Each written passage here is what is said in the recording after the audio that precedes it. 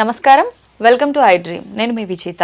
ప్రస్తుతం మనతో పాటు ఉన్నారు ప్రముఖ ఆధ్యాత్మికవేత్త డాక్టర్ అనంతలక్ష్మి అమ్మగారు. ఇప్పుడు అమ్మతో మాట్లాడి మన సందేహాలన్నింటినీ నివృత్తి చేసుకుందాం, మరిన్ని మంచి మంచి విషయాలు అడిగి తెలుసుకుందాం. అమ్మ నమస్కారం. అమ్మ నమస్తే అమ్మ. అమ్మ, భార్యాభర్తలు దాంపత్యం తర్వాత నిజంగా ఏమైనా నియమాలు ఉంటాయా పాటించాల్సినవి? చాలామంది ఆ తర్వాత వెంటనే బెడ్షీట్లు మార్చుకోవాలి, ఇల్లంతా శుభ్రపరచుకోవాలి, రకరకాల సందేహాలు ఉంటుంటాయమ్మా. అసలు నిజంగా ఎటువంటి నియమాలు పాటించాల్సి ఉంటుందమ్మా ఆ తర్వాత? వారు గనక ధర్మబద్ధంగా పెళ్లి చేసుకున్న భార్యాభర్తలైతే అది చాలా పవిత్రమైన కార్యమే గనక దానికి ఏమి అంతగా ఇల్లంతా శుభ్రం చేసుకోవాల్సిన పనేం లేదు. ఒకటి మంచి పనే కదా, రాబోయే తరాలని తయారు చేసేటటువంటి ఒక పవిత్రమైనటువంటి కార్యం అది. అది అందుకే ముందరే చెప్పారు, ధర్మబద్ధంగా వివాహం చేసుకున్న భార్యాభర్తలైతే అని. కాకపోతే దానంత చెత్త పని ఇంకోట్లేదు, అంతే కదా. అవునమ్మా. అలాంటిది దానికోసం ప్రత్యేకంగా దుప్పట్లవి మార్చాలా అంటే పరిస్థితులను బట్టి. ఎట్లాంటి పరిస్థితులు అంటే అందరూ వచ్చి మంచాల మీద కూర్చునేవాళ్ళు అలాంటివి ఉంటే ఇంకోళ్ళు దాని మీద కూర్చోకూడదు గనక ఆ మంచం మీద దుప్పట్లు మార్చుకోవాలి. ఎవరి మంచం మీద వాళ్లే ఉండడం, ఇతరుల మంచాల మీద కూర్చోకూడదు అనే సంస్కారం ఉన్నటువంటి వాళ్ళు ఉన్న చోట ఈ దుప్పట్లు మార్చాల్సినటువంటి అవసరం లేదు. మామూలుగా 4 రోజులకో 5 రోజులకో మార్చుకుంటాం కదా, అంతవరకు సరిపోతుంది. అంతేగాని ఇల్లు కడుక్కోవడం, అవన్నీ బెడ్షీట్స్ మార్చేయడం, ఇలాంటివన్నీ చేయాల్సినటువంటి పని ఏమీ లేదు ధర్మంగా అయినట్టయితే. తర్వాత ఈ మంచం మీదే పిల్లలు వచ్చి పడుకుంటారు, ఫ్రెండ్స్ వచ్చి ఈ మంచాల మీదే కూర్చుంటారు. ఇప్పుడు అదొక ఫ్యాషన్ అయిపోయింది కదా, పూర్వం ఉండేది కదా అది.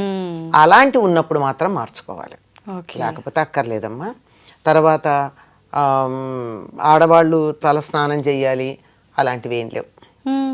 ముత్తైదువైనటువంటి స్త్రీ ఎప్పుడు పడితే అప్పుడు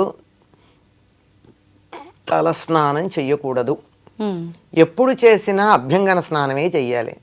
అభ్యంగన స్నానం అంటే తలకి నూనె పెట్టుకుని కుంకుడుకాయో షీకాయో షాంపూనో పెట్టుకుని ఆ తలకున్న జిడ్డు వదిలించుకుని అభ్యంగన స్నానం చెయ్యాలి తప్ప ఊరికే టపీమని ఇట్లా నెత్తి నీళ్లు పోసుకోవడం అన్నది ముత్తైదువ భర్త జీవించి ఉన్న స్త్రీ చెయ్యకూడదు.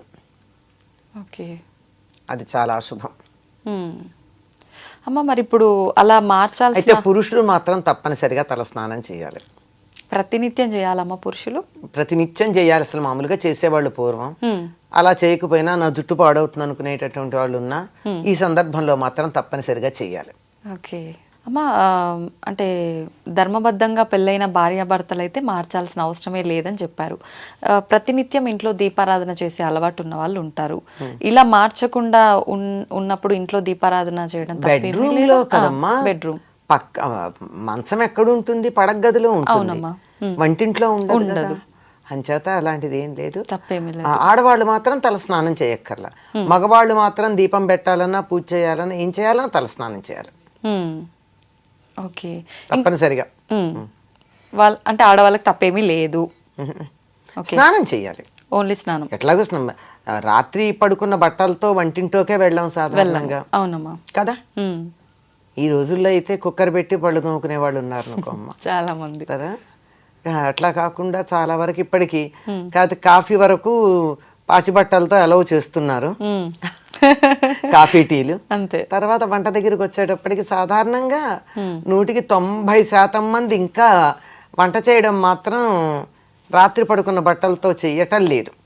చాలా మంది మార్పు వచ్చింది చాలా వరకు. ఓకే అమ్మా, ఎందుకని స్నానం చేసిన తర్వాతే వంట ఎందుకు చేయాలమ్మా? మనం పడుకున్నప్పుడు ఏమవుతుందమ్మా, బాగా మెటబాలిక్ యాక్టివిటీ ఎక్కువ ఉంటుంది. శరీరంలో ఉండే ప్రతి రంధ్రం నుంచి మలినాలు బయటకు వస్తాయి.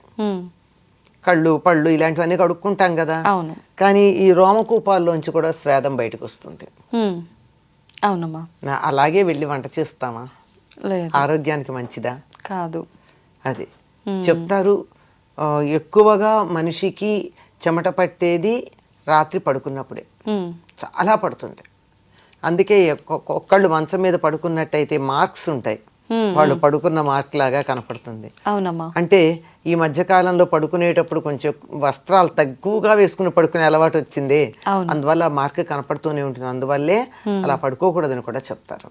తర్వాత ఇలా దుప్పటి దులిపామంటే పంచం మీద ఉన్న దుప్పటి కనీసం ఇంతన్నా దుమ్ము వస్తుంది. దుమ్ము ఏమిటంటే మన శరీరంలో నుంచి ఊడిపడినటువంటి పైన ఉన్నటువంటి సెల్స్ అన్ని డెడ్ సెల్స్.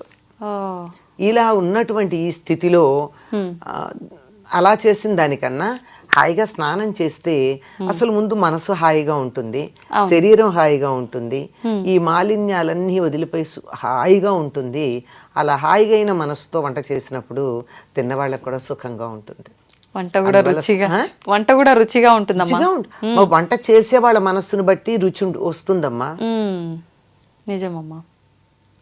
పెద్ద లెక్కేసి కూడా చూడక్కర్లేదు, ఏదో ఎప్పుడన్నా పొరపాటున ఉప్పు ఎక్కువ తక్కువ పడితే పడచ్చు, కానీ జనరల్గా వంట చేసేవాళ్ళు తినేవాళ్ళు తినాలన్న దృష్టితో చేస్తే మాత్రం వంట రుచిగా వస్తుంది. ఏదో మొక్కుబడిగా చేస్తే అట్లాగే ఉంటుంది. అంచేత శుచిగా ఉండడం కోసమే స్నానం చేయడం.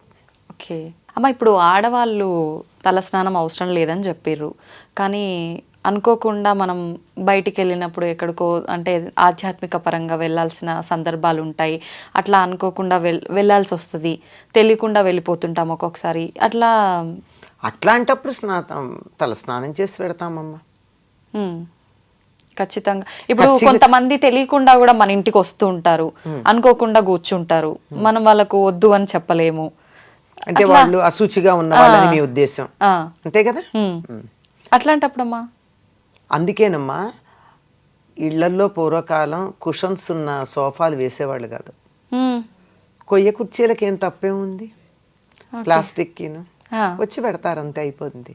ప్లాస్టిక్ చెక్కకి వీటికి తప్పు ఉండదమ్మా? దే ఆర్ నాట్ కండక్టర్స్ కదా. ఓకే. అంచేత వాటిని మనం తుడుచుకున్న నీళ్ళేసి కడిగినా ఏమవ్వవు అవి.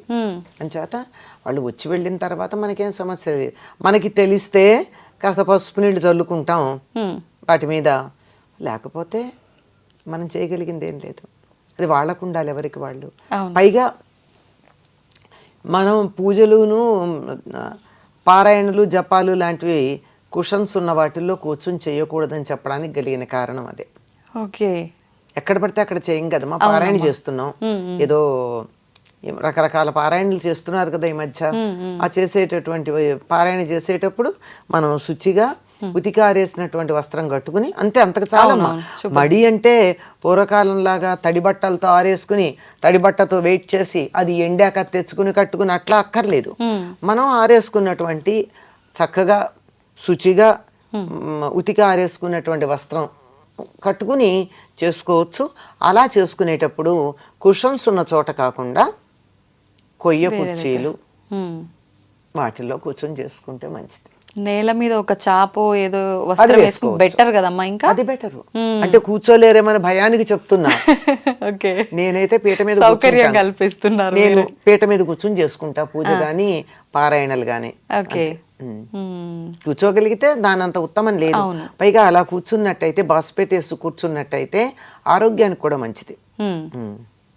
సంతోషం అమ్మా. నిజంగా అసలు ఎలా అడగాలి ఈ క్వశ్చన్ అని కూడా ఆలోచించాను. నిజంగా రావాల్సిన ఇన్ఫర్మేషన్ అయితే అంత వచ్చేసిందమ్మా. ధన్యవాదాలు. నమస్తే అమ్మా. And for more videos, please subscribe to iDream. Please subscribe to iDream. Please subscribe iDream. And please subscribe to iDream. For more videos, subscribe to iDream. please like, share and subscribe to the channel. Congratulations, iDream. Subscribe to iDream. Subscribe to iDream.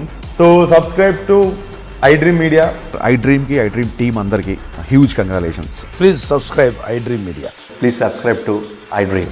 Subscribe iDream. Please subscribe to iDream. iDream అంటే నా కళల ఛానల్ను subscribe చేసుకున్న నోరు తిరుగుతలేదు, మీరైతే గంట గుర్తు కొట్టండి. For more such videos, please subscribe to iDream. Subscribe to iDream. Please subscribe to iDream. Please subscribe iDream Media. Please do subscribe to iDream. Please subscribe to iDream Media. For best entertainment and information, please subscribe iDream. And don't forget to subscribe to iDream.